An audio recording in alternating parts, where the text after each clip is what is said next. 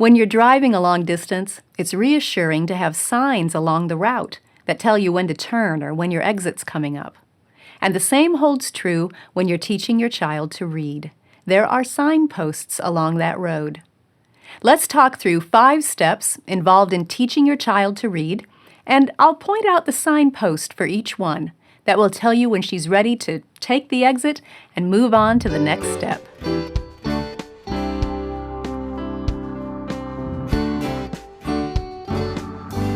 Welcome to the Simply Charlotte Mason podcast. I'm Sonya Schaefer.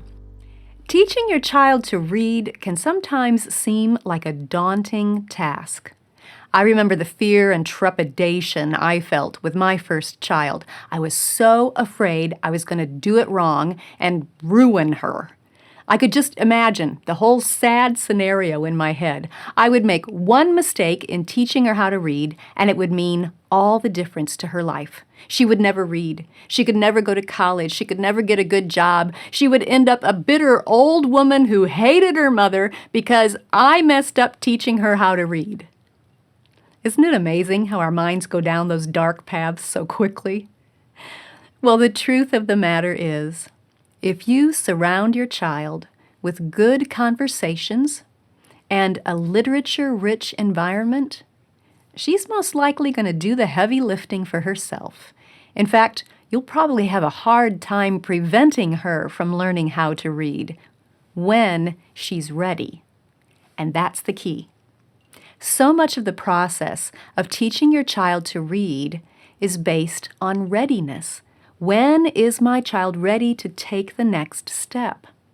So let's talk about some of those signposts, some cues that you can watch for to see when your child is probably ready to move on in the process. Step 1 is playing with letters and sounds. You start the process of teaching your child to read by giving her letters that she can play with, and that can be done at any age when she's little. Just as you might give her toy animals, give her some wooden letters or magnetic or foam letters to play with. And then you can teach her their names informally, just as you do the toy animals' names during the playtimes. Oh, you're taking Cow and M on our walk today. If you want lots of informal activity ideas for this step of the process, check out the kit, Delightful Reading Level 1, Playing with Letters and Sounds. Just surround your child with good conversations, use good sentences, and read ABC books together. Read rhymes and poems to her, and soon she'll start experimenting with letter sounds in her speaking. When she exhibits these cues, she might be ready for an introduction to Step 2. Here are the cues. She knows most of the letter names and the sounds that they make. She starts pointing out letters around her on signs or book covers or wherever she sees them. She asks what different words around her say, or maybe she tries to read them for herself. She asks questions about the story that you're reading aloud to her, which demonstrates comprehension. And she can identify several beginning and ending sounds in words. And the last one, she has a pretty good sense of rhyming words. If those signposts describe your child, she may be ready to move on to Step 2.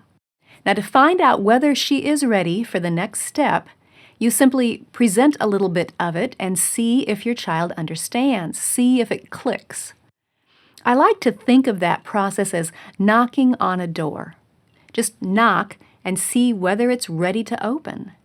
If it opens, then keep going. Move on and do more of that next step.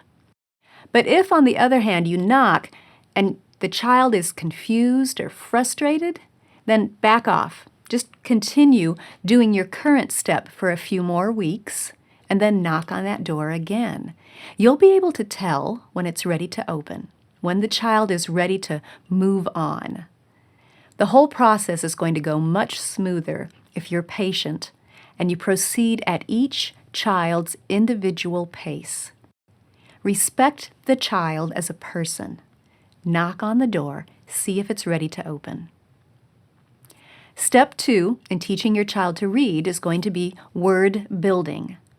And word building should also be as play to your child. No formal reading lessons yet. Here's how you knock on the door. Simply take 2 of her play letters, A and T, and put them together. And tell your child that this is the word at. Then use it in a sentence that means something to her.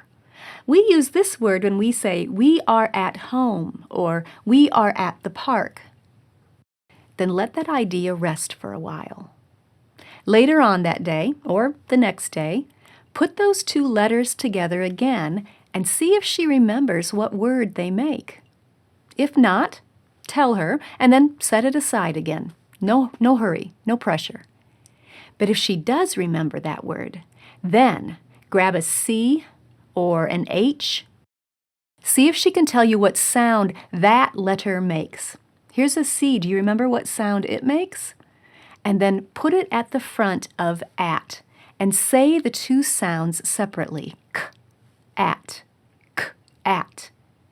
What have we if we put it together? And just see if your child can figure out what word you have built. If that clicks and she can read the word, the door's open. Then you can continue to play with word building using different vowel combinations. You'll want to, in this step, introduce short vowels, long vowels, what R does to a vowel, other vowel combinations like OI and EY. You'll also want to introduce some consonant blends like TH, SH, PH, NG. Now, if it doesn't click and the door is not ready to open yet, don't force it. Simply go back to playing with letters and sounds for a few more weeks and then knock on the door again. Take your time and secure the ground under your child's feet, no matter which step of the process you're on. If you move on to word building, remember to keep the activities informal and enjoyable. If you want some help with that word building step, take a look at Delightful Reading Level 2, Words I Can Build. That kit will walk you through this step. After word building comes step 3, actual reading lessons. And you can knock on the door to that step when your child shows these signs. Here are the signposts. She can read several hundred individual words. That includes short vowels, long vowels, blends, some vowel combinations, some R-controlled vowels, things like that. She recognizes words that she knows without your prompting her. She can build word families. For example, see how many words you can create using EN at the end. And she can build a word from memory after she has studied it. If she has exhibited those symptoms, those signs, then go ahead and knock on the door for step 3. Step 3 is reading lessons. Now, in step 3, these will be formal reading lessons. You're going to do them every day, but they're going to be short, just 10 minutes or so each day. Charlotte Mason used a variety of techniques that involved many of the child's senses in that learning process. I don't have time to walk through exactly what those lessons look like in this episode, but you can watch a demonstration that I did in another video. That video is about the kit Delightful Reading Level 3, From Words to Books, and it will walk you through what the reading lessons look like in a Charlotte Mason method. I'll leave a link to it in the show notes. In reading lessons, you're working your way through several selections, a child's poem, a Bible verse, a short fable, and you use different approaches to help your child make the transition from reading individual words to reading sentences and paragraphs and books. So one day, you're going to teach the words as sight words. The next day, you're going to reinforce the phonics by doing word building with those same words. I'd like to think about this step 3, though, in 2 parts, all right? So let's call it step 3A and 3B, because you get one part up and running, and then you bring in the second component. So you start in with reading lessons. And after you've finished working through one of those reading selections, let's say the children's poem, your child can now read that whole poem with confidence, as well as all the other sentences that you have built together and read in the lessons. Then I like to introduce the second component into the mix, and that is a reader. So let me give you signposts for bringing in that reader alongside the reading lessons. You'll know that you can bring in a reader when your child can read a complete selection, whether it's a poem or Bible verse or a short fable, with confidence. And she can read sentences that you and she have created from words that she has learned. If she's showing those cues, then go ahead and add that reader into the mix. It's good to have variety in lessons. So when I bring in a reader on the side, I like to do a reading lesson on one day, whether that's working with sight words or word building, it varies. And the video that I mentioned is going to show you how to do that. So we work on reading lessons one day, and then I'll have the child read from the reader the next day. And then a reading lesson, and then we read aloud, and a reading lesson, and we just keep alternating on different days. My favorite readers to use are the pathway readers, because they follow the same family of children throughout those first few books.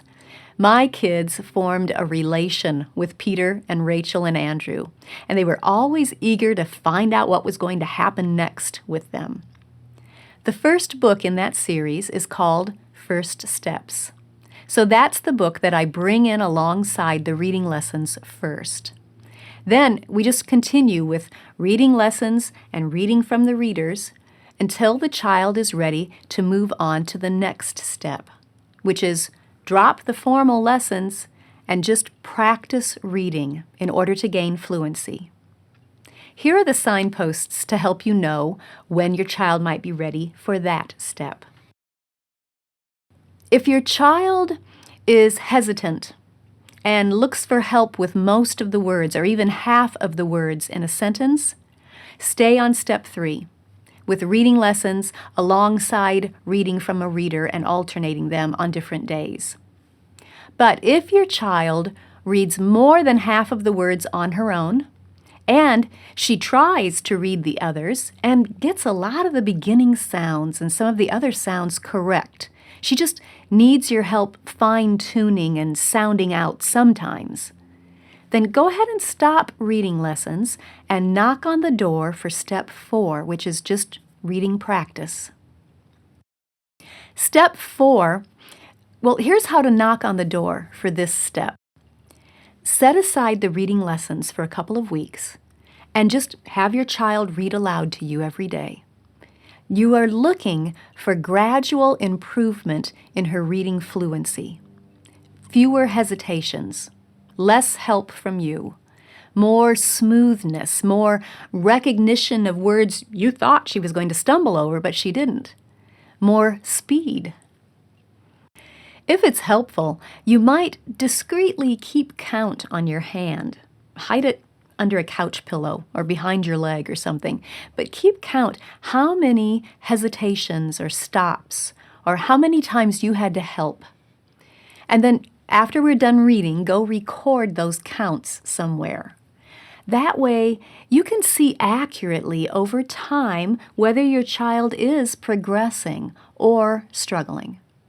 If you don't see any improvement in 2 or 3 weeks, then back up to step 3B and bring back that additional support of formal reading lessons alternating with that reading aloud.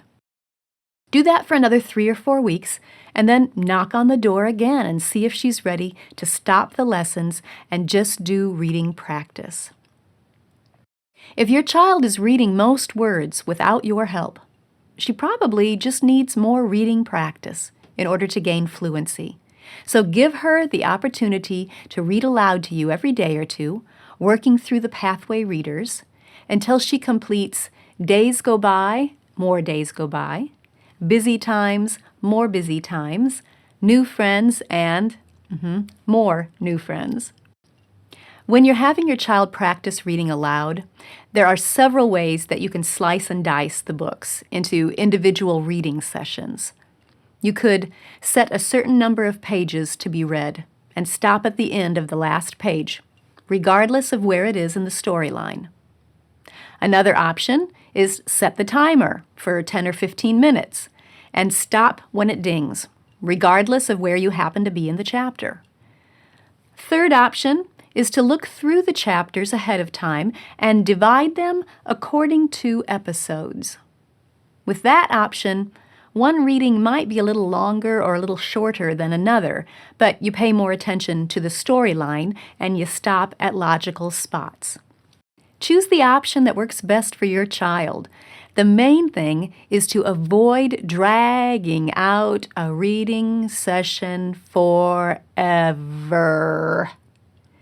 Keep it short and require full attention and best effort for those few minutes. It's been my experience that once your student can read aloud More New Friends without help, she's most likely ready to begin to make the transition into reading independently, and that's step 5. Reading her own school books in history and other subjects. So the signpost to step 5 is, can she read the final chapters in More New Friends smoothly? Does she just rarely need help with a word? And can she narrate what she read, proving comprehension? And sometimes she might remark that she'd prefer to read on her own now. So watch for those signposts, and you'll know that she may be ready to move on to step 5, reading independently. As with all the steps in this reading process, you're going to want to make the transition to independent reading gradually, knocking on the door and monitoring whether your child is ready. To knock on the door, assign her one reading from one of her school books to read to herself. Select one of the easier books, or one that she's really interested in. That will just boost her confidence and give her motivation. Set up the reading as you would normally, with a pre-reading review and a short introduction that points out any key words that she's going to need to know. But after that, have her read it independently. Then ask her to come narrate it to you. That narration is going to let you know how well she comprehended what she read. Now, you might give her 3 or 4 opportunities to adjust to reading independently and narrating from that type of reading. I would not give more than 1 per day, though. Make sure she's well rested and mentally ready for that challenge. If, over the course of that time, her narrations just plummet, you'll know the door's not quite ready to open yet. Back up then to step 4 and give her more practice reading aloud to you. You could have her even read some of that school book aloud to you so you can hear whether she's struggling with the reading fluency or if she's just floundering a bit to find her feet with the new setup. Make the transition to independent reading gradually. Take your time in assigning more books to be read independently and fewer for you to read aloud. Remember, there's no hurry. The important thing at this stage is to encourage a habit of reading for instruction, coming to the book with a mind that's eager and ready to learn. Once your child has that habit, along with the ability to read, she's set for a lifetime of learning. And let me just add one more thought. Even after your child can read all of her books independently, it's good to continue some reading aloud practice. As we've discussed in other episodes, it takes a lot of intentional practice to learn how to read aloud well, to read aloud for the enjoyment of others. So continue to provide those opportunities for your child to practice that skill, that art, throughout her school years. You could invite her to read a favorite poem to the family, or sometimes ask her to read part of your family read-aloud chapter for the day. Just keep in mind that once your student has shown that she can read her school books independently and comprehend what she has read, then keep giving her opportunities to read aloud, not to test her reading skills, but to help her cultivate the art of reading aloud well. Learning how to read is a step-by-step process, and I hope the signposts that I've given you in this episode will help you confidently guide your student through that process, that long-distance journey. But hopefully now you'll know what signs will show you to take the exit and move on. If you enjoyed this video, subscribe through iTunes, Google Play, YouTube, Facebook, Instagram, or your favorite podcast app so you don't miss an episode. You can also subscribe to the audio version of this podcast or read the blog post on our website at simplycharlottemason.com. All of those links will be in the notes, along with a link to that other episode that I mentioned on learning how to read aloud well, and links to the resources that I mentioned to help you with each step of teaching your child how to read. Thanks for joining me. I'll see you next time.